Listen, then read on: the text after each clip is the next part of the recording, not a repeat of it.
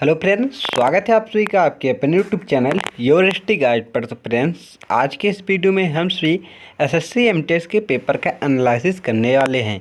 आज के इस वीडियो में हम सभी 1 अक्टूबर से लेकर 29 अक्टूबर तक, कहाँ तक दोस्तों, 1 अक्टूबर से लेकर 29 अक्टूबर तक एसएससी एमटीएस में जितनी भी शिफ्टें हुई हैं उन सभी शिफ्टों के इम्पॉर्टेंट क्वेश्चन को इस वीडियो में सॉल्व करने वाले हैं।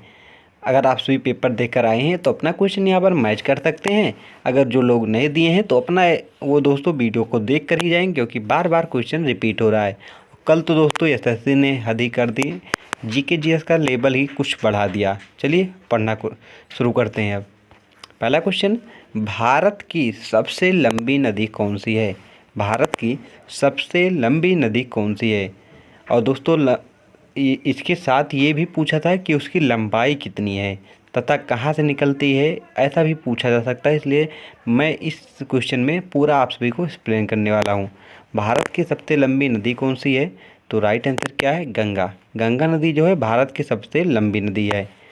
यही बात कर लें, गंगा नदी भारत की सबसे लंबी नदी है, जो लगभग 2525 किलोमीटर मतलब 2525 किलोमीटर लंबी है। यह हिमालय से निकलकर बंगाल की खाड़ी में गिरती है और इसे भारतीय संस्कृति में बहुत ही महत्व दिया जाता है। ये बात कर लें कि गंगा नदी की सबसे बड़ी सहायक नदी कौन सी है, तो यमुना नदी होगी। अगर सबसे बड़ी बात कर ले कि गंगा नदी की सबसे बड़ी सहायक नदी कौन सी है, तो आपका राइट आंसर क्या होगा? घाघरा होगा। लंबी पूछेगा दोस्तों तो आप यमुना टिक करेंगे, अगर बड़ी पूछेगा तो आप घाघरा टिक करेंगे, ये भी आप याद रखिएगा। चलिए आगे देखते हैं। किस शहर को सिलिकॉन वैली के नाम से जाना जाता है? किस शहर को सिलिकॉन वैली के नाम से जाना जाता है? तो राइट आंसर क्या है? बेंगलुरु। बेंगलोर जो है दोस्तों, इसे सिलिकॉन वैली के नाम से जाना जाता है। बेंगलुरु को भारत की सिलिकॉन वैली कहा जाता है क्योंकि यहाँ आईटी उद्योग का बड़ा केंद्र है। यह कई तकनीकी स्टार्टअप्स और वैश्विक कंपनियों का घर है, इसलिए दोस्तों इसे क्या कहते हैं? यहाँ पर आप देख सकते हैं सिलिकॉन वैली कहते हैं। आगे देखते हैं। भारत का पहला राष्ट्रपति कौन थे? भारत के पहले राष्ट्रपति कौन थे और उनका कार्यकाल कब तक रहा? ये तो सबको पता है कि भारत के पहले राष्ट्रपति डॉक्टर राजेंद्र प्रसाद जी हैं, लेकिन उनका कार्यकाल कितना था ये पूछकर ये फंसा दिया। इसे सब लोग नहीं बता पाए। चलिए आप सब तो देख रहे हैं, तो आप सभी को ये क्वेश्चन आएगा तो इसे सॉल्व करने में दिक्कत तो होने वाली ही नहीं है। तो भारत के प्रथम राष्ट्रपति कौन थे? डॉक्टर राजेंद्र प्रसाद जी। कौन थे दोस्तों? डॉक्टर राजेंद्र प्रसाद जो थे ये भारत के पहले राष्ट्रपति थे। इनका कार्यकाल कब तक था? तो इनका कार्यकाल 1950 से 1962। कब तक? 1950 से 1962 तक रहा है। ये दोस्तों एकमात्र व्यक्ति ऐसे हैं जो भारत के 2 बार लगातार राष्ट्रपति बने हैं। आज तक कोई दोस्तों इनके बाद में भारत में लगातार 2 बार राष्ट्रपति नहीं बना है। वर्तमान में हमारे देश के राष्ट्रपति कौन है? द्रौपदी मुर्मू जी हैं। कौन है? द्रौपदी मुर्मू जी जो हैं वो वर्तमान में भारत के राष्ट्रपति जी हैं। आगे देखते हैं। हाल ही में किस देश ने अपनी नई मुद्रा लॉन्च की? कल के दोस्तों जो कल हुआ था एसएससी एमटीएस का पेपर, उसमें दोस्तों जीके जीएस तो ऐसे पूछे गए थे कि कुछ समझ में ही नहीं आ रहा था। वो करंट अफेयर से उठाकर क्वेश्चन सबसे ज़्यादा पूछा गया था। किस शहर में कौन सी योजना चलाई गई है, इससे ज़्यादा क्वेश्चन पुटअप हुआ था। सभी क्वेश्चन तो नहीं मिल पाए दोस्तों, जो क्वेश्चन मिले हैं वो क्वेश्चन यहाँ पर आप सभी को सॉल्व कराए जा रहे हैं। हाल ही में किस देश ने अपनी नई मुद्रा लॉन्च की? हाल ही में किस देश ने अपनी नई मुद्रा लॉन्च की? तो राइट आंसर क्या है? तुर्की। तुर्की ने अभी हाल ही में नई मुद्रा लॉन्च की। तुर्की ने हाल ही में अपनी नई मुद्रा लॉन्च की, जिसका नाम क्या है? तुर्की लीरा। क्या है? तुर्की लीरा लॉन्च की। यह कदम आर्थिक संकट और मुद्रास्फीति को नियंत्रित करने के लिए उठाया गया। पूछा ये जाता है किस लिए लॉन्च की? सबको पता है किसने लॉन्च की। तुर्की ने आखिर क्यों लॉन्च की? क्या ज़रूरत पड़ गई थी इसे लॉन्च करने की? तो दोस्तों किस लिए? आर्थिक संकट को दूर करने और मुद्रास्फीति को नियंत्रित करने के लिए यह कदम उठाया गया, ताकि देश की अर्थव्यवस्था क्या हो सके? स्थिर हो सके। आगे देखते हैं। अब हाल ही में भारत ने किस देश के साथ संयुक्त सैन्य अभ्यास शुरू किया? तो राइट आंसर क्या है? रूस। रूस के साथ शुरू किया है। भारत और रूस ने हाल ही में इंदिरा नामक एक संयुक्त सैन्य अभ्यास किया। यह अभ्यास 2 देशों के बीच सुरक्षा सहयोग को मजबूत करने और सामरिक संबंधों को बढ़ावा देने के लिए आयोजित किया गया। आगे देखते हैं, किस देश ने हाल ही में नोबेल पुरस्कार जीता? किस भारतीय ने हाल ही में अभी नोबेल पुरस्कार जीता? तो राइट आंसर क्या है? नरेंद्र कोहली ने। किसने? नरेंद्र कोहली ने अभी यह जीता है। नरेंद्र कोहली को साहित्यिक क्षेत्र में उनके योगदान के लिए नोबेल पुरस्कार दिया गया। उनका काम भारतीय सांस्कृतिक और साहित्य को वैश्विक स्तर पर पहचान दिलाने में महत्वपूर्ण रहा है। आगे देखते हैं, हाल ही में किस भारतीय शहर को वर्ल्ड स्मार्ट सिटी पुरस्कार मिला? तो राइट आंसर क्या है? सूरत। सूरत को मिला है। सूरत को वर्ल्ड स्मार्ट सिटी पुरस्कार मिला। यह पुरस्कार भारत की सूरत की स्मार्ट शहर विकास योजना और सतत विकास के लिए उठाए गए कदमों को मान्यता देता है। आगे देखते हैं, हाल ही में किस खेल को ओलंपिक खेलों में शामिल किया गया? तो राइट आंसर क्या है? ब्रेक डांस को। किसे शामिल किया गया है? ब्रेक डांस को। ब्रेक डांस को 2024 में पेरिस ओलंपिक खेलों में शामिल किया गया है। यह युवा पीढ़ी के लिए लोकप्रियता बढ़ाने और खेलों को अधिक विविधता प्रदान करने के लिए किया गया है। आगे देखते हैं, यहाँ पॉलिटी से दोस्तों आया था क्वेश्चन, भारतीय संविधान में कुल कितनी धाराएं हैं ये पूछा गया था। कुल कितने अनुच्छेद हैं ये नहीं, कुल कितनी धाराएं हैं ये पूछा गया था। तो राइट आंसर क्या है? कितना है दोस्तों? 448 धाराएं हैं। कितनी? 448 धाराएं हैं।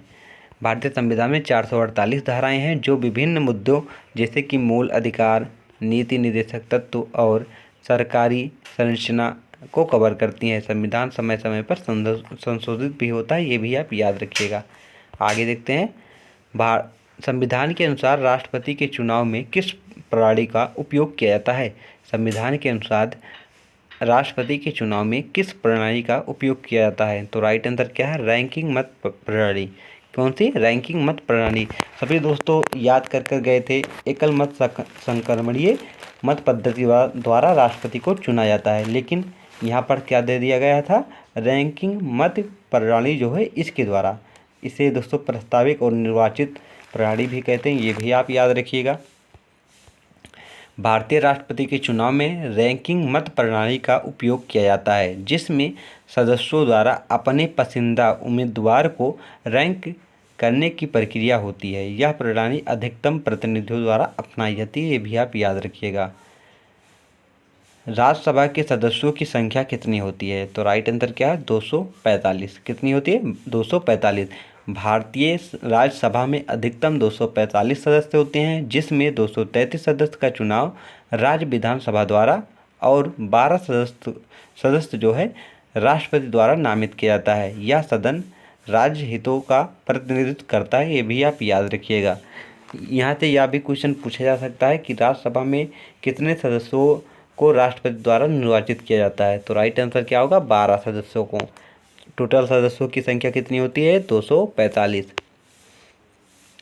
मूल अधिकारों की संख्या कितनी होती है? मूल अधिकारों की संख्या कितनी है?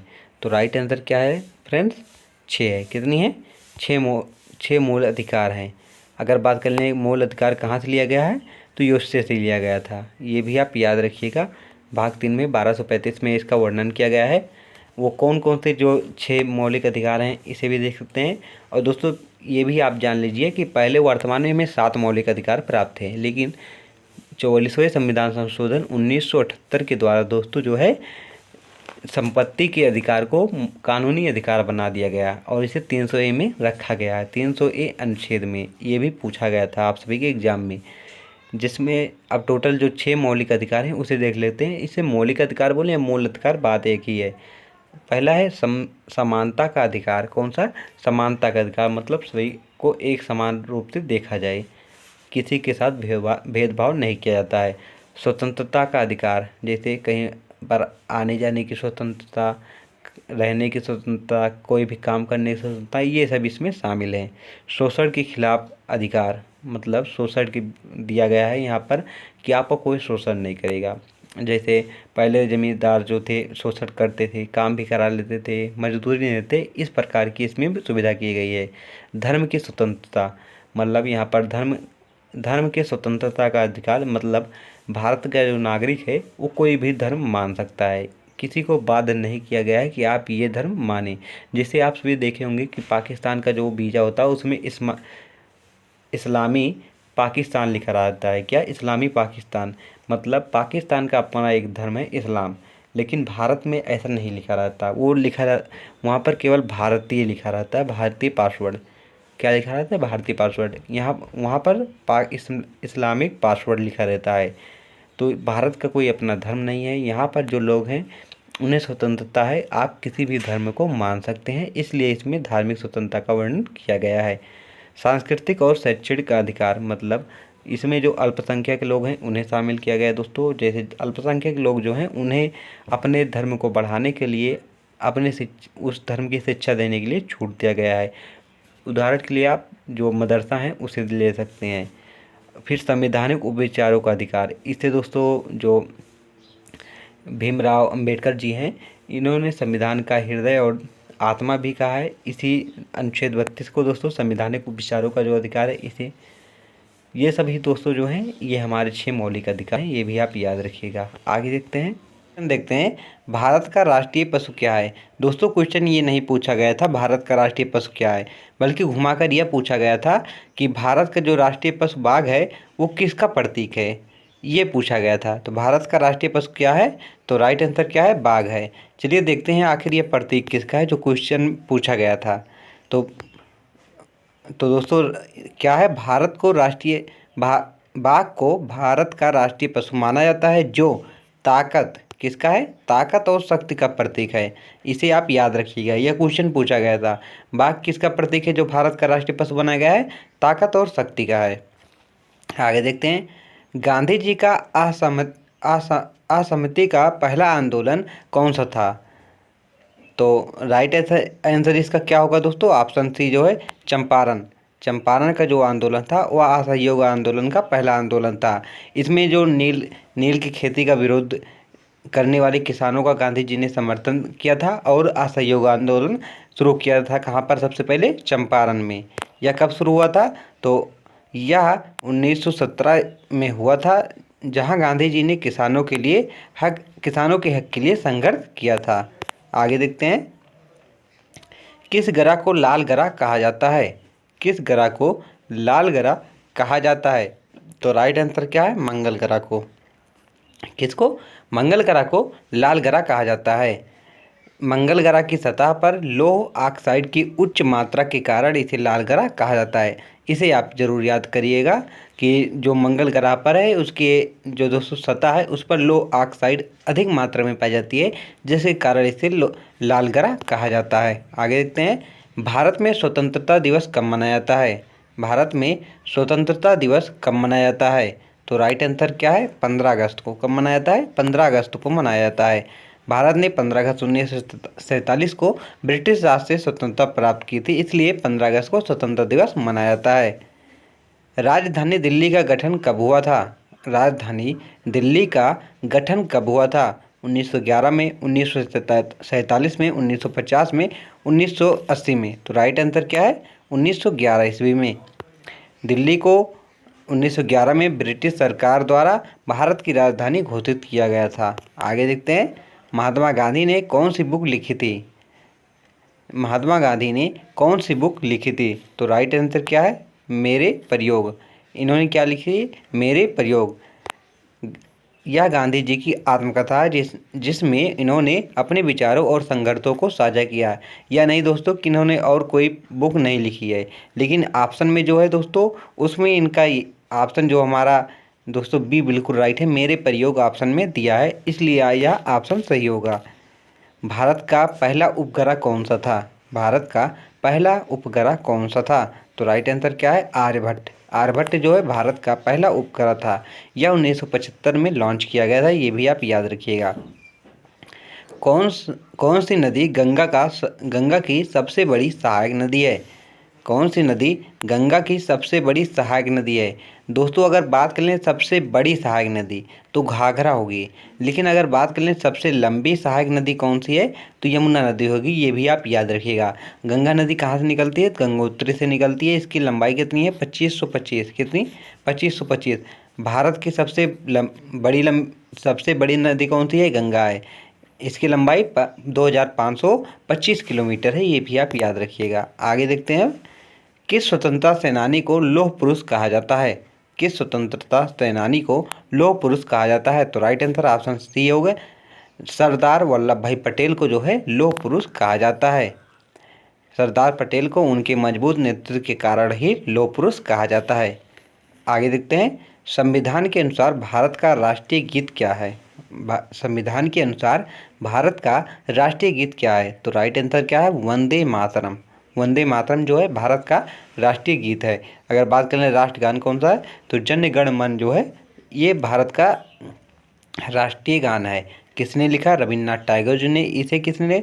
बंकिम चंद्र चट्टोपाध्याय जी ने इसे लिखा था।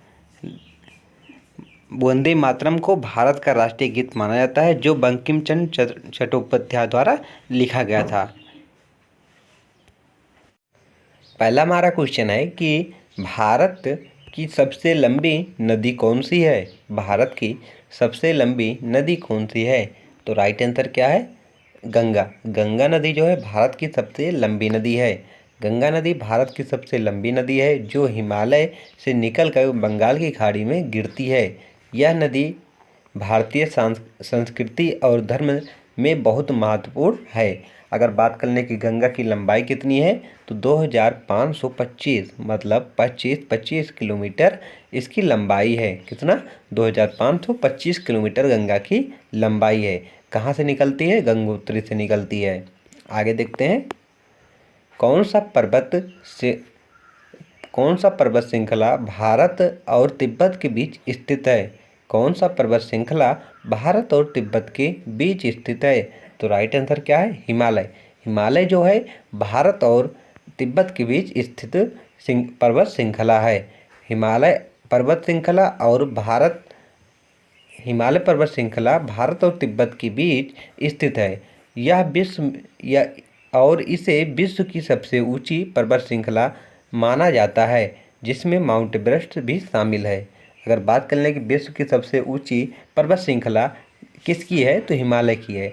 वह श्रृंखला का नाम क्या है? तो माउंट एवरेस्ट है, जिसकी ऊंचाई कितनी है? 8848 मीटर। भारत का सबसे बड़ा राज्य कौन सा है? क्षेत्रफल की दृष्टि से बात हो रहा है। भारत का सबसे बड़ा राज्य कौन सा है? तो राइट आंसर क्या है? राजस्थान। और अगर बात करें जनसंख्या की दृष्टि से भारत का सबसे बड़ा राज्य कौन सा है, तो उत्तर प्रदेश। राजस्थान क्षेत्रफल के हिसाब से भारत का सबसे बड़ा राज्य है। इसकी भौगोलिक स्थिति और सांस्कृतिक धरोहर इसे विशेष बनाती हैं। आगे देखते हैं, कौन सा देश सूर्य का उगता हुआ देश कहलाता है? कौन सा देश सूर्य का उगता हुआ देश कहलाता है? तो राइट आंसर क्या है? जापान। जापान को उगते हुए सूर्य का देश भी कहा जाता है। जापान को उगता हुआ सूर्य का देश कहा जाता है, क्योंकि इसका नाम निप्पन या निहोन का अर्थ सूर्य का स्रोत होता है। चलिए आगे देखते हैं, जापान का नाम दोस्तों निप्पन से पड़ा है, जिसका अर्थ क्या होता है? सूर्य होता है, इसलिए इसे उगते हुए सूर्य का देश भी कहा जाता है। कौन सा महासागर पृथ्वी का सबसे बड़ा महासागर है? कौन सा महासागर पृथ्वी का सबसे बड़ा महासागर है? तो प्रशांत महासागर जो है दोस्तों, ये पृथ्वी का सबसे बड़ा महासागर है। प्रशांत महासागर पृथ्वी का सबसे बड़ा महासागर है, जो लगभग 63 मिलियन वर्ग मील, मतलब 165 मिलियन वर्ग किलोमीटर क्षेत्र को कवर करता है। यह कई द्वीपों और देशों को शामिल भी करता है। अगर बात कर ले कि सबसे गहरी गर्त किस महासागर की है, तो प्रशांत महासागर की। कौन सी है? तो मैरियाना गर्त जो है दोस्तों, वो प्रशांत महासागर में पाई जाती है, जो सबसे गहरी गर्त है। आगे देखते हैं, भारत का पहला स्वतंत्रता संग्राम कब हुआ था? भारत का पहला स्वतंत्रता संग्राम कब हुआ था? तो 1850 ईस्वी में भारत का पहला स्वतंत्रता संग्राम हुआ था। 1857 का स्वतंत्रता संग्राम, जिसे सिपाही विद्रोह भी कहा जाता है, भारतीय इतिहास में ब्रिटिश शासन के खिलाफ पहला संगठित विद्रोह था। यह विद्रोह देश के विभिन्न हिस्सों में फैला हुआ था। आगे देखते हैं, महात्मा गांधी ने दांडी मार्च यात्रा कब शुरू की थी? तो राइट आंसर क्या है? 1930 ईस्वी में। महात्मा गांधी ने 12 मार्च 1930 को दांडी मार्च किया, जो नमक कानून का विद्रोह करने के लिए किया गया था। यह आंदोलन भारतीय स्वतंत्रता संग्राम का एक महत्वपूर्ण हिस्सा है। आगे देखते हैं, किस मुगल सम्राट ने जिंदगी का सच्चा सुख पर जोर दिया? किस मुगल सम्राट ने जिंदगी का सच्चा सुख पर जोर दिया? तो राइट आंसर क्या है? अकबर। अकबर महान ने दिया था। अकबर ने अपनी नीतियों और धार्मिक सहिष्णुता को बढ़ावा दिया और जिंदगी का सच्चा सुख का अर्थ समझाया, जिसमें सभी धर्मों का सम्मान करना शामिल था। आगे देखते हैं, वह कौन सा आंदोलन स्वराज्य का नारा लेकर आया? कौन सा आंदोलन जो है स्वराज्य का नारा लेकर आया? तो राइट आंसर क्या है? असहयोग आंदोलन जो था वो स्वराज्य का नारा लेकर आया था।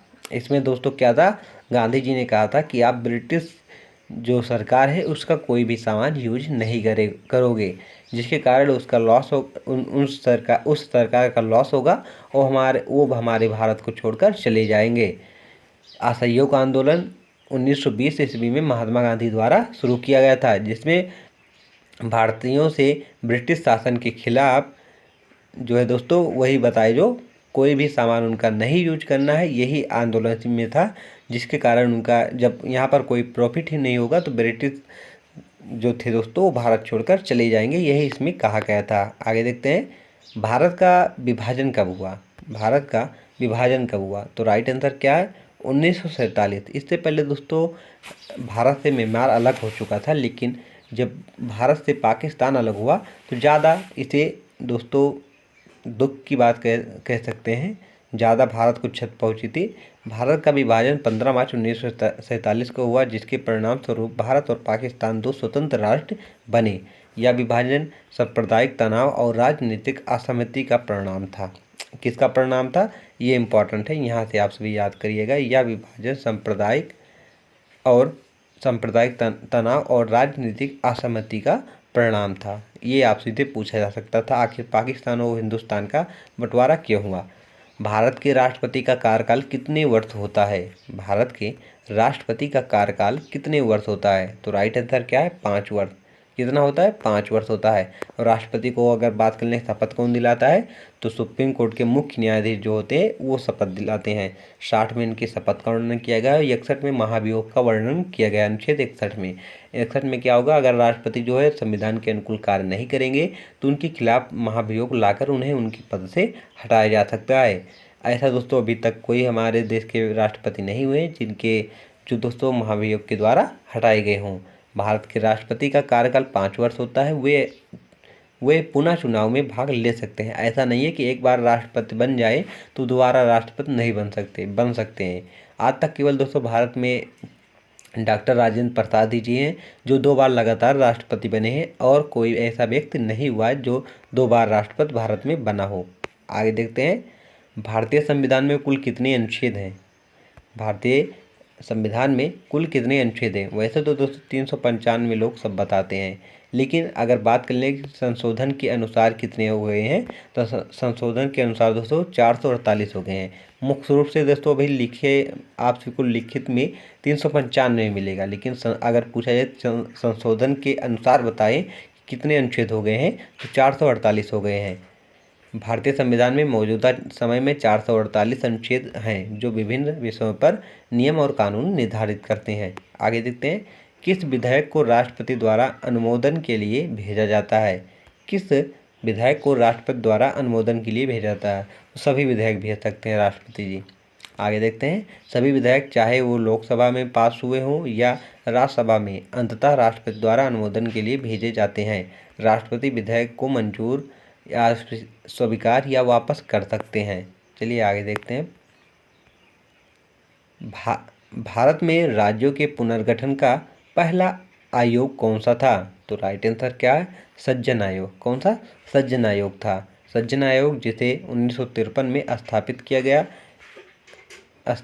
गया राज्यों के पुनर्गठन की सिफारिश के लिए।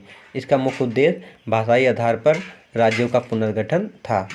चलिए आगे देखते हैं, भारत के किस अनुच्छेद के तहत आपातकाल घोषित किया जाता है? भारत में किस अनुच्छेद के तहत आपातकाल घोषित किया जाता है? तो राइट आंसर क्या है? अनुच्छेद 352। 352 के तहत भारत में आपातकाल घोषित किया जाता है। अनुच्छेद 352 के तहत राष्ट्रपति आपातकाल की घोषणा आपातकाल की स्थिति में देश में कानून और व्यवस्था बनाए रखने के लिए आपातकाल की घोषणा करते हैं। क्वेश्चन, उत्तराखंड उच्च न्यायालय की पहली महिला न्यायाधीश कौन बनी? उत्तराखंड उच्च न्यायालय की पहली महिला न्यायाधीश कौन बनी? तो राइट आंसर क्या है? न्यायमूर्ति रितु बहारी। कौन बनी है? न्यायमूर्ति रितु बहारी जी जो है उत्तराखंड उच्च न्यायालय की पहली न्यायाधीश बनी है। चलिए आगे देखते हैं अब। भारत का जनसंख्या घनत्व कितना है? भारत का जनसंख्या घनत्व कितना है? तो राइट आंसर क्या है? 382 व्यक्ति प्रति वर्ग किलोमीटर। कितना है? 382 व्यक्ति प्रति वर्ग मीटर जो है भारत का एक घनत्व है, जनसंख्या घनत्व है। नुब्रा और श्योक नदी किसकी सहायक नदियां हैं? नुब्रा और श्योक नदी किसकी सहायक नदियां हैं? तो राइट आंसर क्या है? सिंधु नदी की। किसकी है? सिंधु नदी की दोस्तों जो है ये नुब्रा और श्योक नदी जो है सहायक नदियां हैं। और सिंधु नदी को दोस्तों पाकिस्तान की राष्ट्रीय नदी भी कहते हैं, ये भी आप याद रखिएगा। और सिंध समझौता भारत और जो है पाकिस्तान के बीच ही हुआ था। किसने कराया था? तो विश्व बैंक ने कराया था। चलिए आगे देखते हैं। तिहान ए दसैन किस देश का त्यौहार है? तिहान ए दसैन किस देश का त्यौहार है? तो राइट आंसर इसका क्या है? नेपाल। किस देश का है? नेपाल देश का तिहान ए दसैन जो है यह त्यौहार है। अगर बात कर ले दोस्तों लोसर त्यौहार कहाँ पर मनाया जाता है, जो आप सभी के एसएससी एमटीएस में पूछा भी गया था, तो ये लद्दाख में मनाया जाता है, ये भी आप याद रखिएगा। आगे देखते हैं। तक्षशिला की खुदाई की पुरातत्वविद किससे संबंधित हैं? तक्षशिला की खुदाई किस पुरातत्वविद से संबंधित है, ये आपसे से पूछा जा रहा है। तक्षशिला की खुदाई हुई है वो किस पुरातत्वविद से संबंधित है, ये आपसे से क्वेश्चन पूछा गया था। तो इसका राइट आंसर क्या है? Sir John Marshall. किसके नेतृत्व में खोदी गई थी? सर जॉन मार्शल की। अगर बात कर लें सिंधु घाटी सभ्यता में सबसे पहला खोजा गया स्थल कौन सा था? तो हड़प्पा था। इसी कारण ही दोस्तों सिंधु घाटी सभ्यता का नाम हड़प्पा सभ्यता भी पड़ा है, ये भी आप याद रखें। आगे देखते हैं। सिकंदर ने पंजाब पर कब्जा कब किया और उसकी मृत्यु कब हुई थी? ये आपसे से पूछा गया था। तो राइट आंसर इसका क्या है? सिकंदर ने पंजाब पर 326 ईस्वी में कब्जा किया। पंजाब में दोस्तों इसे कब्जा करने से पहले जो है इन्होंने जो है तक्षशिला गए थे। तक्षशिला पर वहाँ अम्बी कुमार ने आत्मसमर्पण कर दिया और सहयोगी बनने की बात रखी, जिसके कारण सिकंदर ने उनको सहयोगी बना लिया। उसके बाद इन्होंने पंजाब पर हमला किया। वहाँ के राजा जो पोरस थे उनके साथ इनकी युद्ध हुई, और जिसमें दोस्तों पोरस की हार हुई, लेकिन उन्होंने इनकी सेना को बहुत नुकसान पहुंचाया, जिसके कारण इनकी सेना जो है भयभीत हो गई और मगध जाने से मना कर दिया। और ये जो है दोस्तों 1 साल कुछ महीने भारत में रुके थे। उसके बाद ये भारत से वापस जाने लगे। वापस जाने के क्रम में 10 जून 323 BC में इनकी मृत्यु हो गई। कब हुई थी? 10 जून 323 BC में इनकी मृत्यु हुई। और उन्होंने पंजाब का कब्जा कब किया? तो 326 BC में इन्होंने कब्जा किया था। आगे देखते हैं अब। कौन सी चीज़ क्रोमोसोम को रंगीन करती है? कौन सी चीज़ क्रोमोसोम को रंगीन करती है? तो राइट आंसर क्या है? क्रोमेटिन। क्रोमेटिन जो है दोस्तों वो क्रोमोसोम को रंगीन करती है। आगे देखते हैं। प्राकृतिक भूकंप पृथ्वी के किस परत में आते हैं? प्राकृतिक भूकंप जो है पृथ्वी के किस परत में आते हैं? तो राइट आंसर क्या है? स्थल मंडल में। कहाँ पर आते हैं? स्थल मंडल में आते हैं। आगे देखते हैं। नृत्य के लिए जुगनू किसकी आत्मकथा है? नृत्य के लिए जुगनू मोस्ट इंपॉर्टेंट क्वेश्चन है। नृत्य के लिए जुगनू किसकी आत्मकथा है? तो राइट आंसर क्या है? यामिनी कृष्णमूर्ति की है। किसकी है? यामिनी कृष्णमूर्ति की है। आगे देखते हैं। सबसे ज़्यादा बार T20 महिला T20 वर्ल्ड कप किस देश ने जीता? सबसे ज़्यादा बार महिला T20 वर्ल्ड कप किसने जीता? तो राइट आंसर क्या है? ऑस्ट्रेलिया ने। किसने जीता है? ऑस्ट्रेलिया ने जीता है। आगे देखते हैं। जे थॉम्सन के परमाणु मॉडल का नाम क्या है? जे थॉम्सन के परमाणु मॉडल का नाम क्या है? तो राइट आंसर क्या है? तरबूज का मॉडल। जे थॉम्सन ने कौन सा मॉडल दिया था? तरबूज का मॉडल दिया था। आगे देखते हैं, किस इतिहासकार ने रजिया सुल्तान के बारे में लिखा? किस इतिहासकार ने रजिया सुल्तान के बारे में लिखा? तो राइट आंसर क्या है? मिहान ए सिराज जो है, इन्होंने रजिया सुल्तान के बारे में लिखा। चलिए आगे देखते हैं अब। बथुकम्मा त्यौहार भारत के किस राज्य में मनाया जाता है? बथुकम्मा त्यौहार भारत के किस राज्य में मनाया जाता है? तो राइट आंसर क्या है? तेलंगाना। किस राज्य में? तेलंगाना राज्य में मनाया जाता है। इसके बारे में कुछ और जान लेते हैं। बथुकम्मा त्यौहार एक पुष्पों का त्यौहार है जो मुख्य रूप से तेलंगाना और आंध्र प्रदेश के कुछ हिस्सों में मनाया जाता है। बथुकम्मा त्यौहार कहाँ कहाँ पर मनाया जाता है? तो आंध्र प्रदेश में और तेलंगाना के कुछ हिस्सों में मनाया जाता है। चलिए आगे देखते हैं अब। अलरमेल वल्ली का संबंध भारत के किस शास्त्रीय नृत्य से है? किसका दोस्तों? अलरमेल वल्ली का संबंध भारत के किस शास्त्रीय नृत्य से है? तो राइट आंसर क्या है? भारतनाट्यम। किस शास्त्रीय नृत्य है? भारतनाट्यम से है। आगे देखते हैं, राष्ट्रीय तकनीकी अनुसंधान का अध्यक्ष किसे बनाया गया है? राष्ट्रीय तकनीकी अनुसंधान का अध्यक्ष किसे बनाया गया है? तो राइट आंसर क्या है? अरुण सिन्हा को। किसे? अरुण सिन्हा जी को जो है राष्ट्रीय तकनीकी अनुसंधान का अध्यक्ष बनाया गया है। आगे देखते हैं, अगला क्वेश्चन हमारा है, कृषि और पशुपालन का संगठन कौन से अनुच्छेद में वर्णित है? कृषि और पशुपालन का संबंध कौन से अनुच्छेद में वर्णित है? अनुच्छेद 48। किस में है दोस्तों? अनुच्छेद 48। और प्रस्तावना का भाग है दोस्तों, ये भी आप याद रखिएगा। राष्ट्रीय हरित हाइड्रोजन मिशन कब तक बढ़ाया गया है? राष्ट्रीय हरित हाइड्रोजन मिशन कब तक बढ़ाया गया है, ये आपसे से पूछा जा रहा है। तो राइट आंसर क्या है? 2030 तक। कब तक बढ़ाया गया है? 2030 तक राष्ट्रीय हरित हाइड्रोजन मिशन को बढ़ाया गया है। आगे देखते हैं, 2011 की जनगणना के अनुसार केरल की जनसंख्या वृद्धि दर कितने प्रतिशत थी? मतलब पूछा जा रहा है कि 2011 की जनगणना के अनुसार केरल में कितने % जनसंख्या वृद्धि हुई थी? तो राइट आंसर क्या है?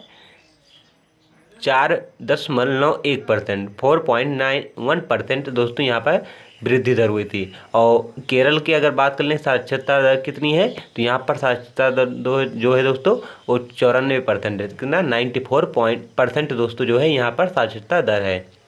आगे देखते हैं, अगर वहीं बात कर लें कि वह केंद्र शासित प्रदेश कौन सा जहाँ पर जनसंख्या वृद्धि सबसे अधिक हुई थी, वह कौन सा केंद्र शासित प्रदेश है जहाँ पर जनसंख्या घनत्व तो सबसे अधिक है? अगर यह पूछा जाए तो आपका राइट आंसर दिल्ली होगा। और सबसे कम जनसंख्या घनत्व किस केंद्र शासित प्रदेश में था? तो लक्षद्वीप में है। ये भी आप याद रखिएगा। अंडे का रंग सफ़ेद क्यों होता है? ये आपसे से पूछा गया था। अंडे का रंग सफ़ेद क्यों होता है?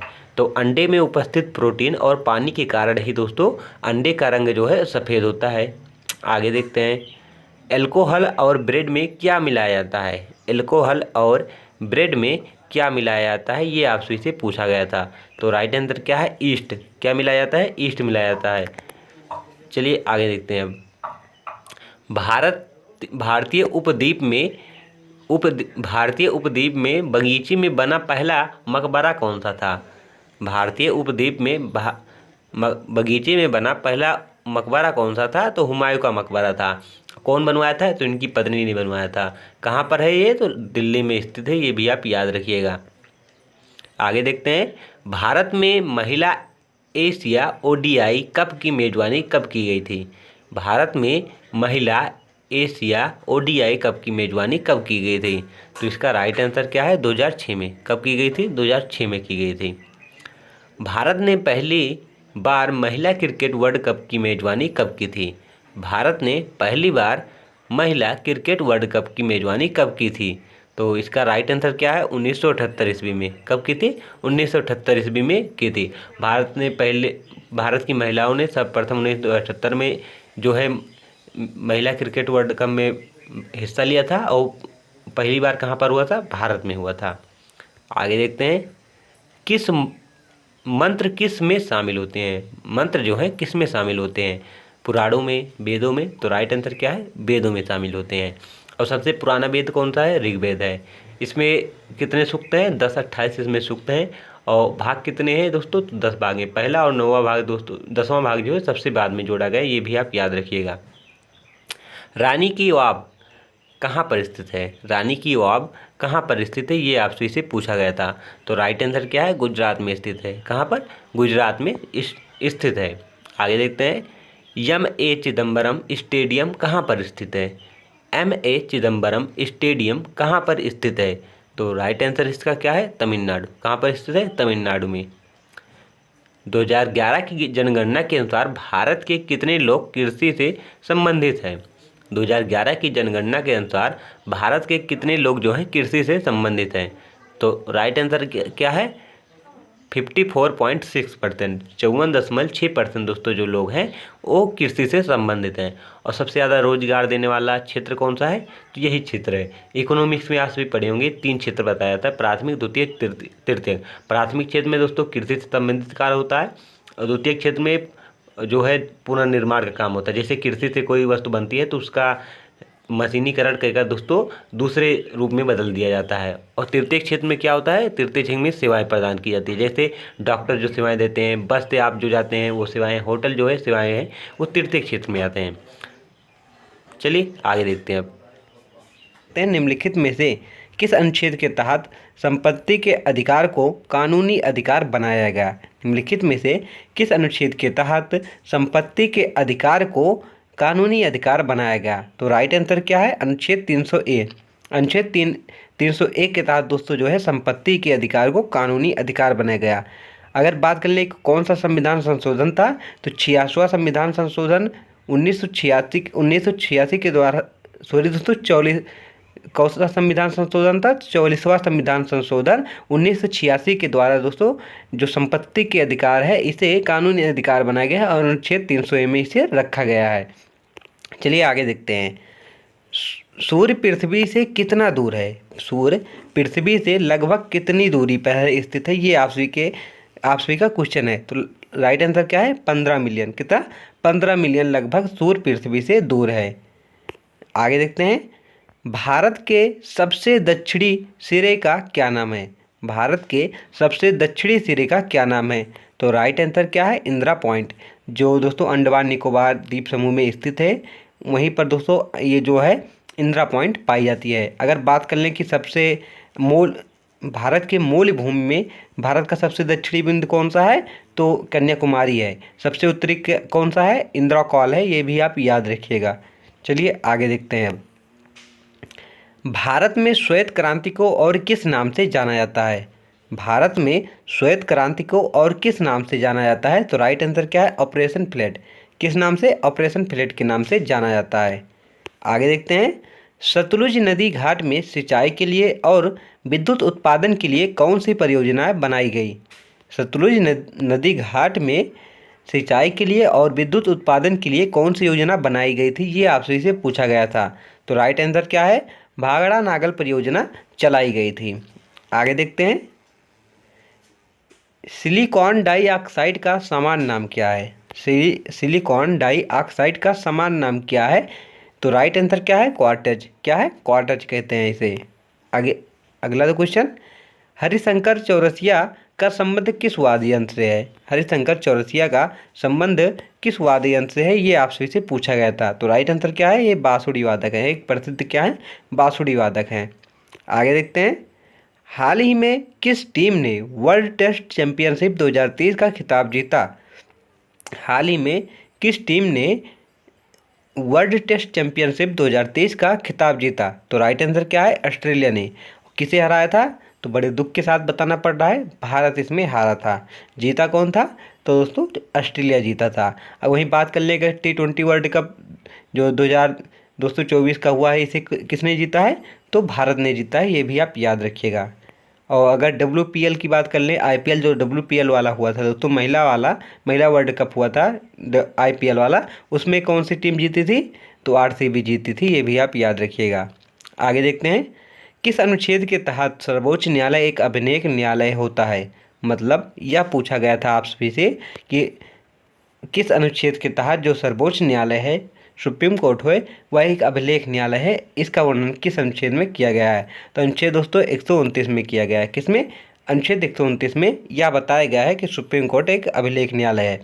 अगर बात कर लें सुप्रीम कोर्ट जो है, इसका वर्णन कितने से कितने अनुच्छेद में किया गया है? तो अनुच्छेद 124 से लेकर कहाँ से 124 से लेकर 147 तक दोस्तों जो है सुप्रीम कोर्ट का वर्णन किया गया है। इतने में दोस्तों सुप्रीम कोर्ट का वर्णन है। जन्म कहाँ हुआ था? कुमार गंधर्व का जन्म कहाँ हुआ था? तो पंडित कुमार गंधर्व का जन्म 8 अप्रैल 1924 को कर्नाटक के बेलगांव के पास सेलभावी गांव में हुआ था। उनका मूल नाम सिद्धरमैया कोमकाली था। ये भी आप याद रखिएगा दोस्तों। जहाँ तक आप सभी के जो ऑप्शन थे, कर्नाटक ही रहा होगा कि कुमार गंधर्व का जन्म कहाँ हुआ था? कर्नाटक में हुआ था। यही आप सभी का आंसर रहेगा। लेकिन अगर और डीप दोस्तों पूछ लिया जाए तो आप सभी से भी याद रखिएगा कि कर्नाटक के बेलगांव के पास सेलभावी गांव में हुआ था। कहाँ पर हुआ था? सेलभावी गांव में। अगर यह पूछा जाए कुमार गंधर्व का जन्म किस गांव में हुआ था, तो सेलभावी गांव में हुआ था। पूछ सकता है दोस्तों, एग्जामिनर को कुछ पता नहीं कितना डीप पूछ ले। यहाँ पर क्वेश्चन पूछा गया था संविधान का, संविधान के अनुच्छेद 157 का संबंध किससे है? संविधान के अनुच्छेद 157 का संबंध किससे है? तो राज्यपाल की नियुक्ति किससे है? राज्यपाल की नियुक्ति से है। कौन करता है? राष्ट्रपति जी राज्यपाल की नियुक्ति करते हैं। 152 में इनकी पद का वर्णन 152 में इनकी पद का वर्णन किया गया है। 153 में बताया गया कि राज्यों के लिए एक राज्यपाल होंगे। चलिए आगे देखते हैं। अब यहाँ पर अगला क्वेश्चन हमारा 2011 के जनगणना के अनुसार सबसे कम बाल लिंगानुपात किस राज्य में है? 2011 के जनगणना के अनुसार सबसे कम बाल लिंगानुपात किस राज्य में है? तो राइट आंसर क्या है? हरियाणा में है दोस्तों। आगे देखते हैं। पट्टी पक्षी अभ्यारण्य किस राज्य में है? पट्टी पक्षी अभ्यारण्य किस राज्य में है? ये आपसे से पूछा गया था। तो भारत के लक्षद्वीप में है। लक्षद्वीप दोस्तों भारत का केंद्र शासित प्रदेश है, ये भी आप याद रखिए। और सबसे छोटा केंद्र शासित प्रदेश जो है वो लक्षद्वीप ही है। आगे देखते हैं। बाल विवाह कब समाप्त हुआ था? बाल विवाह कब समाप्त हुआ था? ये आपसे से पूछा जा रहा था। तो 1929 ईस्वी में। कब हुआ था? 1929 ईस्वी में बाल विवाह समाप्त हुआ था। कथकली किस राज्य का शास्त्रीय नृत्य है? कथकली किस राज्य का शास्त्रीय नृत्य है? तो केरल का है। कहाँ का है? केरल का। दोस्तों शास्त्रीय नृत्य से हर शिफ्ट में क्वेश्चन पूछा ही जा रहा है। एक या दो क्वेश्चन शास्त्रीय नृत्य से आ ही रहे हैं, इसलिए चलिए आपसे को बता देते हैं आखिर किस राज्य का कौन सा शास्त्रीय नृत्य है। टोटल शास्त्रीय नृत्यों की संख्या कितनी है? तो टोटल शास्त्रीय नृत्यों की संख्या 8 है। चलिए देखते हैं अब कौन कौन से राज्य में कौन कौन सा शास्त्रीय नृत्य मनाया जाता है। पहला देख लीजिए भारतनाट्यम। भारतनाट्यम किस राज्य का शास्त्रीय नृत्य है? तमिलनाडु का है। कहाँ का है? तमिलनाडु का। भारत जी ट्रिक से याद कर लें ताकि आपसे भी भूले ना। भारत जी जो थे वो राम से क्या करने गए थे? मिलन करने गए थे। भरत जी जो हैं वो श्री राम जी से क्या करने गए थे? तो मिलन करने गए थे। बीच का रूट वर्ड पकड़िए तो भरत मिलन। तो भारतनाट्यम कहाँ का हो गया? तमिलनाडु। भारतनाट्यम कहाँ का हो गया? तमिलनाडु का है हो गया। और उत्तर प्रदेश, कथक कहाँ का है? उत्तर प्रदेश। उत्तर प्रदेश वाले क्या नहीं करते? ये कभी थकते नहीं। उत्तर प्रदेश वाले क्या नहीं होते? कभी थकते नहीं।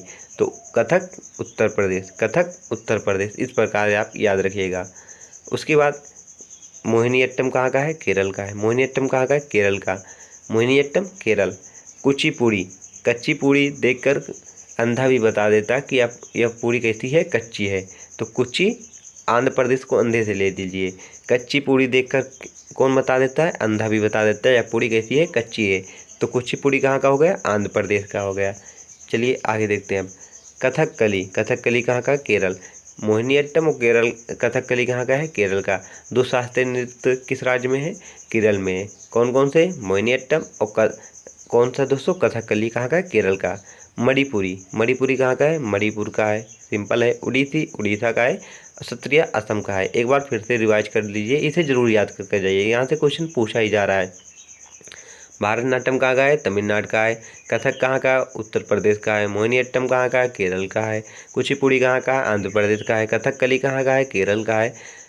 मणिपुरी कहाँ का है? मणिपुर का है। उड़ीसी कहाँ का है? उड़ीसा का है। और असम सत्रिया कहाँ का है? असम का है। चलिए आगे देखते हैं अब।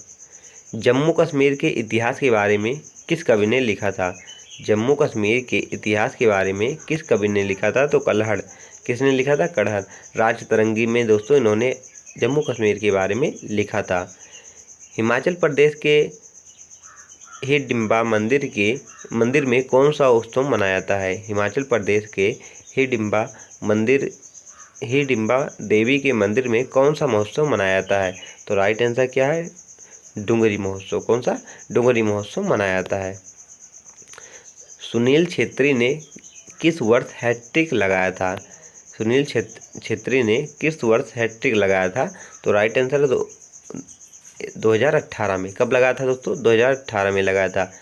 शोभना नारायण को किस नृत्य के लिए पद्मश्री पुरस्कार मिला था? शोभना नारायण को किस नृत्य के लिए पद्मश्री पुरस्कार मिला था? तो राइट आंसर क्या है? कथक।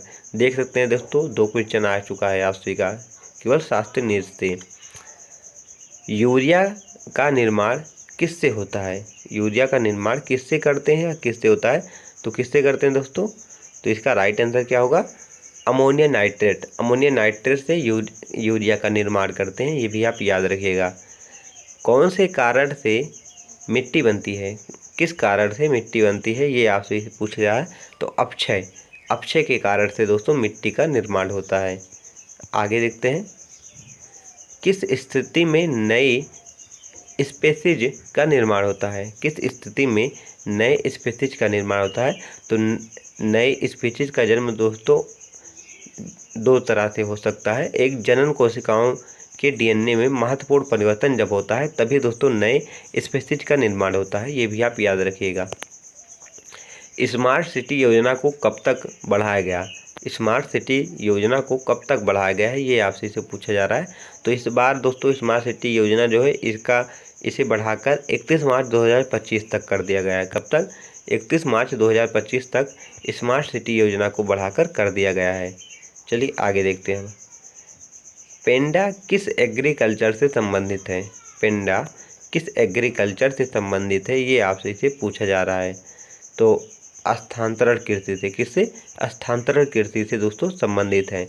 भारत में कृषि के इस आदिम रूप को मध्य प्रदेश में बेबर या दहिया, आंध्र प्रदेश में पोंडू या पेंडा, उड़ीसा में पमादवी या कोमन या सीधा कहा जाता है।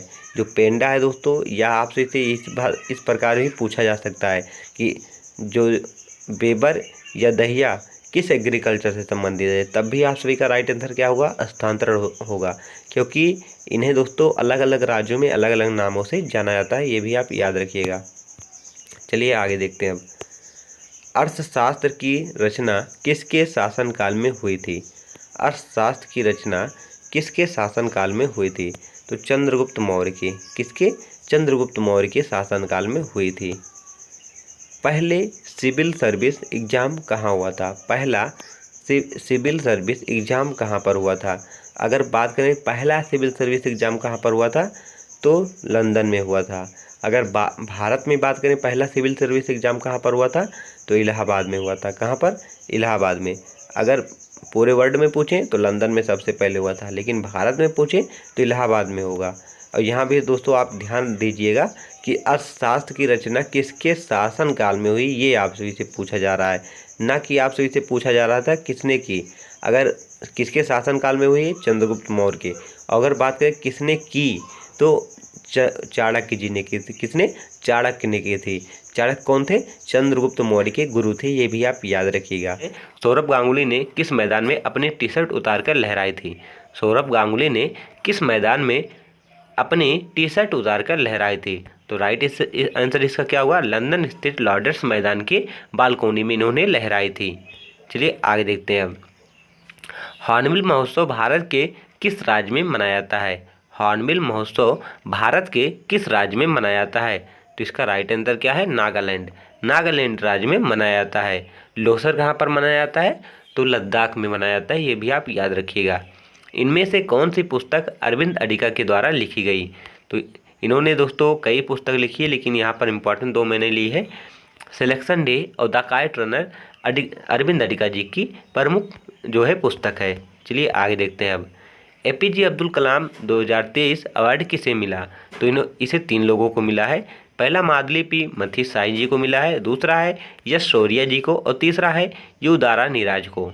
कौन कौन? मादली दी मथी साई जी, यश शौर्या हैं और यू दारा नीराज जी हैं। आगे देखते हैं। APJ Abdul Kalam 2023 life time achievement award किसे मिला है? तो इसका राइट आंसर क्या है? टीके रंगराजन जी को। किसे? टीके रंगराजन जी को APJ Abdul Kalam 2023 life time achievement award मिला है। आगे देखते हैं। ब्राह्मणी लिपि को सबसे पहले किसने पढ़ा? ब्राह्मणी लिपि को सबसे पहले किसने पढ़ा? तो इसका राइट आंसर क्या है? जेम्स प्रिंसप ने। किसने? जेम्स प्रिंसप ने ब्राह्मणी लिपि को सबसे पहले पढ़ा। कब पढ़ा था? 1837 ईस्वी में। ब्राह्मणी लिपि का प्रयोग किसमें किया गया था? तो अशोक ने जो शिलालेख दोस्तों बनवाए थे उसमें ब्राह्मणी लिपि का और खरष्टु लिपि का प्रयोग किया गया था। सबसे पहले ब्राह्मणी लिपि को किसने पढ़ा था? तो जेम्स प्रिंसप ने 1837 ईस्वी में पढ़ा था। घोड़े मोदनी किस राज्य का लोक नृत्य है? घोड़े मोदनी किस राज्य का लोक नृत्य है? तो गोवा का है। कहाँ का है? गोवा का है। आगे देखते हैं। साजन मिश्रा और राजन मिश्रा किस घराने से संबंधित हैं? साजन मिश्रा और राजन मिश्रा किस घराने से संबंधित हैं? तो राइट आंसर क्या है? बनारस घराने से। किससे है? बनारस घराने से संबंधित हैं। पीएम स्वनिधि योजना किस मंत्रालय के अंतर्गत आता है? पीएम स्वनिधि योजना किस मंत्रालय के अंतर्गत आता है? आवास और शहरी मंत्रालय के अंतर्गत दोस्तों पीएम स्वनिधि योजना आता है। आगे देखते हैं। व्यस्त मताधिकार की उम्र सीमा क्या है? व्यस्त मताधिकार की उम्र सीमा क्या है? 18 वर्ष है। कितनी है? 18 वर्ष है। ये भी आप याद रखिएगा। आगे देखते हैं। बाबर किस सूफी संत का समर्थक था? तो इसका राइट आंसर क्या है? ख्वाजा अहरार का। किसका? ख्वाजा अहरार का बाबर जो समर्थक था। मुगल वंश की नींव किसने रखी थी? तो बाबर ने रखी थी। दोस्तों मुगल वंश की नींव रखने से पहले बाबर ने किससे युद्ध किया था? तो इब्राहिम लोदी और बाबर के बीच पानीपत का युद्ध हुआ था, जिसमें इब्राहिम लोदी की हार हुई थी और बाबर की जीत हुई थी। जिसके बाद दोस्तों बाबर ने मुगल वंश की नींव रखी थी। वह कौन सा शासक था जिसकी मृत्यु युद्ध भूमि में हुई थी? तो इब्राहिम लोदी थी पहला वह शासक था जिसकी मृत्यु युद्ध भूमि में हुई थी। लॉर्ड बाबेल के बाद भारत का वायसराय कौन बना? लॉर्ड बाबेल के बाद भारत का वायसराय कौन बना था? तो लॉर्ड माउंटबेटन। आगे देखते हैं। छिपकली का खून कैसा होता है? छिपकली का खून कैसा होता है? तो ठंडा होता है। कैसा होता है? ठंडा होता है। बीडरफोर्ड का आकार कैसा होता है? बीडरफोर्ड का आकार कैसा होता है? समचतुर्भुज होता है। कैसा? समचतुर्भुजकार होता है। स्वच्छ भारत मिशन किस स्वतंत्रता सेनानी के जन्मदिन पर शुरू किया गया? तो राइट आंसर इसका क्या है? महात्मा गांधी जी के जन्मदिन पर। कब शुरू किया गया था? तो 2 अक्टूबर 2014 को स्वच्छ भारत मिशन अभियान शुरू किया गया था। आगे देखते हैं। हिमालय की कंचनजंगा चोटी की ऊंचाई कितनी है? तो इसका राइट आंसर क्या है? 8,598 मीटर ऊंचाई है इसकी। आगे देखते हैं। अगला हमारा क्वेश्चन है दोस्तों, यहाँ पर पूछा जा रहा है भारत के प्रमुख बंदरगाह कितने हैं? भारत के प्रमुख बंदरगाह कितने हैं? तो 13 हैं। लोथर बंदरगाह कहाँ पर स्थित है? तो गुजरात में स्थित है। सिंधु घाटी में बंदरगाह कहाँ से मिले थे? गुजरात से मिले थे। कौन सा? तो लोथर बंदरगाह था। ये भी आप याद रखिएगा। कि प्रसिद्ध हिंदी उपन्यास तमस किसने लिखा था? तो भीम साहनी जी ने। किसने? भीम साहनी जी ने लिखा था। भारतनाट्यम शास्त्रीय नृत्य के गुरु कौन माने जाते हैं? तो रुक्मणी जी जो हैं इन्हें भारतनाट्यम शास्त्रीय नृत्य का गुरु माना जाता है। शास्त्रीय नृत्यों की संख्या 8 है। भारतनाट्यम शास्त्रीय नृत्य किस राज्य का है? तो तमिलनाडु का है। ये भी आप याद रखिएगा। आगे देखते हैं। 1 तारीख 1 घंटा 1 साथ अभियान किसके जन्मदिन पर चलाया गया? 1 तारीख 1 घंटा 1 साथ अभियान किसके जन्मदिन पर चलाया गया? तो महात्मा गांधी जी की। किसके? महात्मा गांधी जी के जन्मदिन पर चलाया गया। कब चलाया गया था? 2023 ईस्वी में इसे शुरू किया गया था। भारतीय क्रिकेट के पहले कप्तान कौन थे? भारतीय क्रिकेट के पहले कप्तान कौन थे? तो सीके नायडू जी। सीके नायडू जी जो थे भारतीय क्रिकेट के पहले कप्तान थे। इन्हीं के नाम पर दोस्तों सीके नायडू ट्रॉफी भारतीय क्रिकेट के क्षेत्र में दिया जाता है। और वहीं बात कर लें कि अगर आज़ाद भारत के पहले टेस्ट मैच के कप्तान कौन थे? तो लाला अमरनाथ जी थे। कौन? लाला अमरनाथ जो थे वो आज़ाद भारत के पहले टेस्ट मैच के कप्तान बने थे। आगे देखते हैं 2011 की जनगणना के अनुसार सबसे ज़्यादा हिंदू किस राज्य में थे। यहाँ पर पूछा जा रहा है कि 2011 की जनगणना के अनुसार सबसे ज़्यादा हिंदू किस राज्य में थे। तो राइट आंसर क्या है, हिमाचल प्रदेश। हिमाचल प्रदेश राज्य में थे। मौर्य वंश के पतन के बाद किस वंश का उदय हुआ था। मौर्य वंश के पतन के बाद किस वंश का उदय हुआ था। तो शुंग वंश का। किसका, शुंग वंश का उदय हुआ था। दोस्तों जो मौर्य वंश के अंतिम राजा थे बृहदत्त, उनका सेनापति पुष्यमित्र शुंग था, जिसने धोखे से अपने राजा की हत्या कर शुंग वंश की स्थापना की थी। चलिए आगे देखते हैं अब। गीत गोविंद के लेखक कौन है। गीत गोविंद के लेखक कौन है, जयदेव। कौन थे, जयदेव जी हैं। भारत में जनगणना अधिनियम कब आया था। भारत में जनगणना अधिनियम कब आया था। तो 1948 ईस्वी में भारत में जनगणना अधिनियम आया था। पहली जनगणना कब हुई थी, तो मियो ने कराई थी। कब कराई थी, मियो ने 1872 ईस्वी में पहली जनगणना कराई थी। पहली नियमित जनगणना कब हुई थी, तो 1881 ईस्वी में। किसने कराया था, रिपन ने कराया था। ये भी आप याद रखिएगा। चलिए आगे देखते हैं अब। किस कोशिकांग का अपना खुद का डीएनए होता है। किस कोशिकांग का अपना खुद का डीएनए होता है। तो माइटोकॉन्ड्रिया और प्लास्टिक का अपना खुद का डीएनए और राइबोसोम दोनों होता है। ये भी आप याद रखिए। माइटोकॉन्ड्रिया को दोस्तों सूत्रकणिका भी कहते हैं और माइटोकॉन्ड्रिया भी कहते हैं। ये भी आप याद रखिएगा। इनमें खुद का डीएनए और राइबोसोम दोनों पाया जाता है। राइबोसोम को दोस्तों प्रोटीन की फैक्ट्री भी कहते हैं। इसे भी आप याद रखिएगा।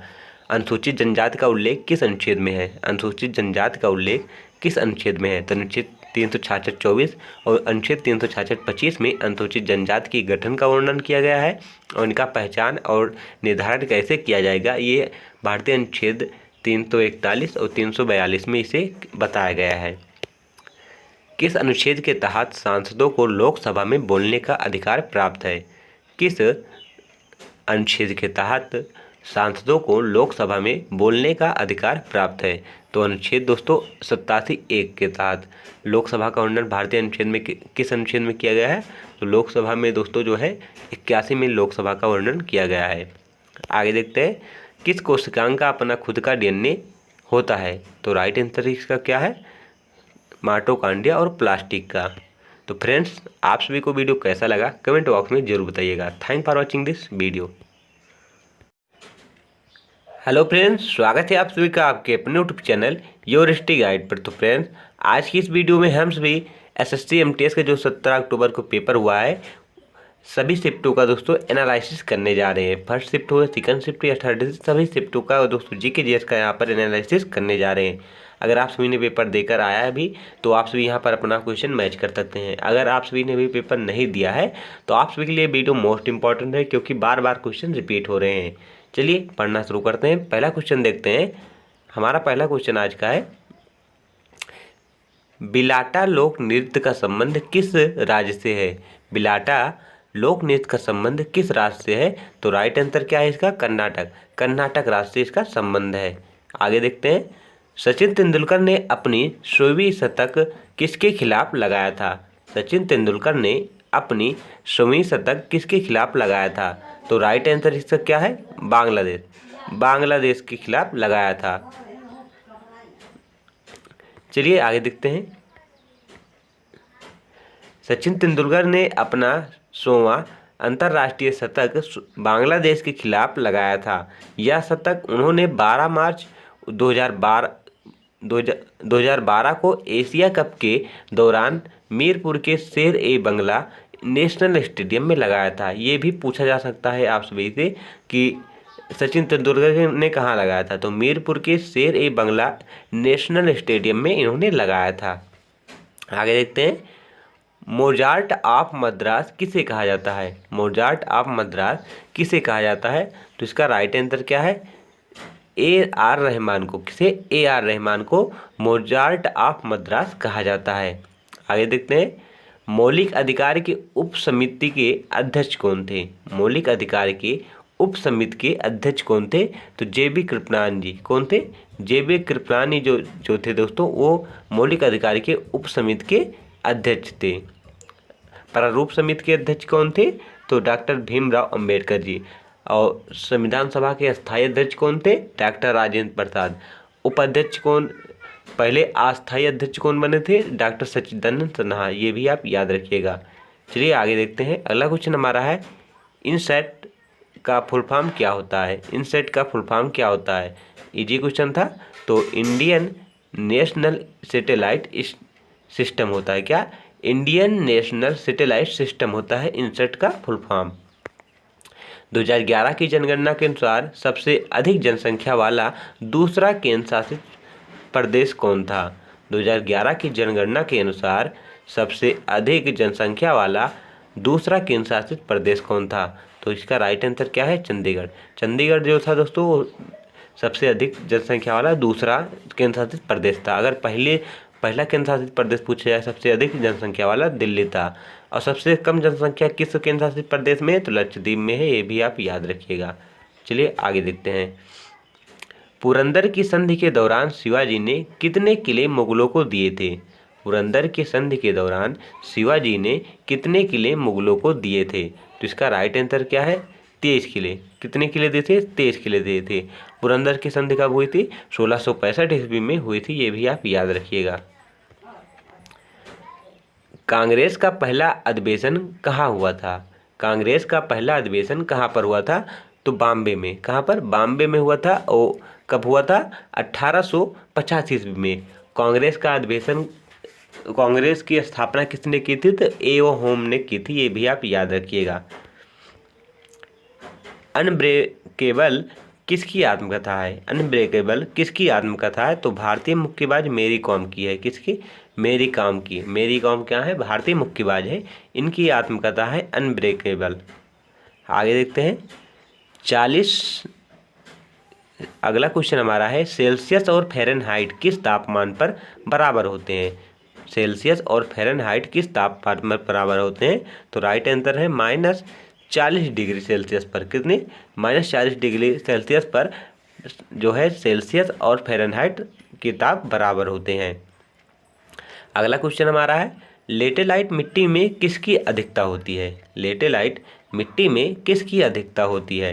तो इसका राइट आंसर है एल्यूमिनियम, आयरन और चूना की। आप सभी को जो ऑप्शन में मिलेगा आप उसे टिक करेंगे। लेटेलाइट मिट्टी में एल्यूमिनियम की भी अधिकता पाई जाती है, आयरन की भी पाई जाती है और चूने की भी अधिकता पाई जाती है। अगला हमारा क्वेश्चन है, जून 2022 में महाराष्ट्र के उप मुख्यमंत्री कौन थे? यहाँ पर ऊपर नहीं होगा दोस्तों, उप होगा। क्या होगा? उप होगा। जून 2022 में महाराष्ट्र के उप मुख्यमंत्री कौन थे? तो इसका राइट आंसर क्या है? देवेंद्र। कौन थे? देवेंद्र जी थे जो 2022 में महाराष्ट्र के उप मुख्यमंत्री बने थे। 1983 वर्ल्ड कप के भारतीय कप्तान कौन थे? 1983 वर्ल्ड कप के भारतीय कप्तान कौन थे? तो राइट आंसर क्या है? कपिल देव। भारत ने पहला वर्ल्ड कप कब जीता था? तो 1983 में ही जीता था। किसे हराया था? वेस्ट इंडीज को हराया था, जो लगातार 2 बार विश्व कप जीतती जा रही थी। भारत ने उसे हराकर पहला वर्ल्ड कप अपने नाम 1983 ईस्वी में किया था, जिसके कप्तान कपिल देव जी थे, ये भी आप याद रखिएगा। मुसलमानों का गमों का त्यौहार किसे कहते हैं? मुसलमानों के गमों का त्यौहार किसे कहते हैं? तो इसका राइट आंसर क्या है? मुहर्रम। मुहर्रम जो है दोस्तों ये मुसलमानों का गमों का त्यौहार कहा जाता है। मुहर्रम मुसलमानों का एक प्रमुख त्यौहार है। इसे एक शहादत का त्यौहार भी कहते हैं, ये भी आप याद रखिएगा। आगे देखते हैं, गीता चंद्र किस शास्त्रीय नृत्य से संबंधित हैं? गीता चंद्र किस शास्त्रीय नृत्य से संबंधित है? तो राइट आंसर इसका क्या है? भारतनाट्यम। भारतनाट्यम शास्त्रीय नृत्य से संबंधित गीता चंद्र जी हैं। भारतनाट्यम किस राज्य का शास्त्रीय नृत्य है? तमिलनाडु का है, ये भी आप याद रखें। आगे देखते हैं, ओलंपिक में स्विमिंग पूल की लंबाई कितनी होती है? ओलंपिक में स्विमिंग पूल की लंबाई कितनी होती है? तो इसका राइट आंसर क्या है? 50 मीटर। ओलंपिक में स्विमिंग पूल की लंबाई 50 मीटर होती है, ये भी आप याद रखें। बंगाल विभाजन के समय वहाँ का वायसराय कौन था? बंगाल विभाजन के समय वहाँ का वायसराय कौन था? तो लॉर्ड कर्जन था। कौन था? लॉर्ड कर्जन था। बंगाल विभाजन कब हुआ था? तो 1905 ईस्वी में हुआ था, ये भी आप याद रखें। आगे देखते हैं, लोकसभा सदस्यों की योग्यता किस अनुच्छेद में वर्णित है? लोकसभा के अध्यक्षों की योग्यता किस अनुच्छेद में वर्णित है? तो अनुच्छेद 84 में। किसमें? अनुच्छेद 84 में लोकसभा के सदस्यों का वर्णन किया गया है। अगर बात करें कि राज्यसभा का वर्णन किस में है, तो दोस्तों अगर राज्यसभा की बात करें तो अगर दोस्तों एक ट्रिक आप याद करें, सरला। क्या? यहाँ से आप सभी को क्लियर हो जाएगा। सरला, सरला से दोस्तों क्या है, 79 में संसद का वर्णन किया गया है, 80 में राज्यसभा का वर्णन किया गया है और 81 में लोकसभा का वर्णन किया गया है। यहाँ से आप इसे याद कर सकते हैं। सरला से 79 में संसद का वर्णन, 80 में राज्यसभा का वर्णन और 81 में लोकसभा का वर्णन किया गया है। ये भी आप याद रखिएगा। आगे देखते हैं, देवदास उपन्यास के लेखक कौन है? देवदास उपन्यास के लेखक कौन है? तो शरद चंद्र चट्टोपाध्याय जी जो हैं देवदास उपन्यास के लेखक हैं। आगे देखते हैं, रघुवर दास किस राज्य के राज्यपाल हैं? रघुवर दास किस राज्य के राज्यपाल हैं? तो उड़ीसा राज्य के।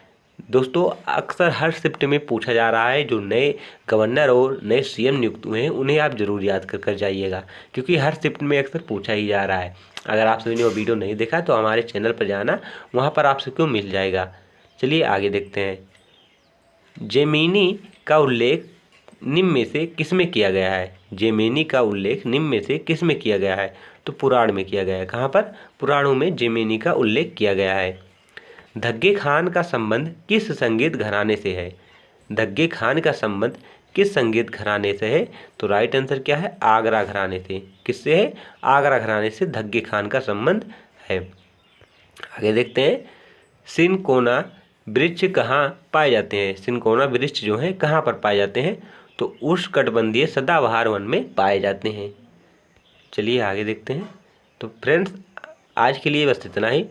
आप सभी को वीडियो कैसा लगा कमेंट बॉक्स में ज़रूर बताइएगा, और ये भी बताइएगा कि आपका पेपर कब है, ताकि आप सभी के लिए इम्पोर्टेंट क्वेश्चन हम आप सभी के लिए ला सकें। Thank for watching this video.